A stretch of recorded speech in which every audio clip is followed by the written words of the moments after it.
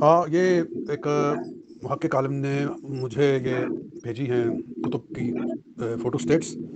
میں نے بھی مطالعہ کیا ہے، جتنا مجھے وقت ملا میں نے طبقات ابن سعد کو دیکھا، الوداع و نہایہ کو دیکھا، اور چند ایک دو کتابوں کو۔ تو جو صورتحال سامنے آتی ہے ان تمام روایات سے وہ یہی ہے کہ جو چھوٹا بچہ حضرت امام علی مقام حسین رضی اللہ تعالیٰ عنہ کی گود میں کربلا کے اندر شہید ہوا تھا، اس کا نام عبداللہ تھا، وہ بھی حضرت امام علی مقام کا بیٹا تھا۔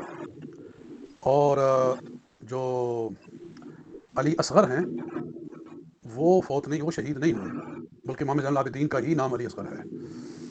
تو یہ ہو جاتا ہے، تاریخی باتوں کے اندر کچھ التباس ہو جاتا ہے ناموں کی وجہ سے اور یا عدم توجہ کی وجہ سے، تو گویا واقعہ ہے، لیکن وہ جس بچے کا واقعہ ہے اس کے نام میں التباس ہو گیا ہے، اور بجائے عبداللہ کے اس کو علی اصغر کہہ دیا گیا ہے۔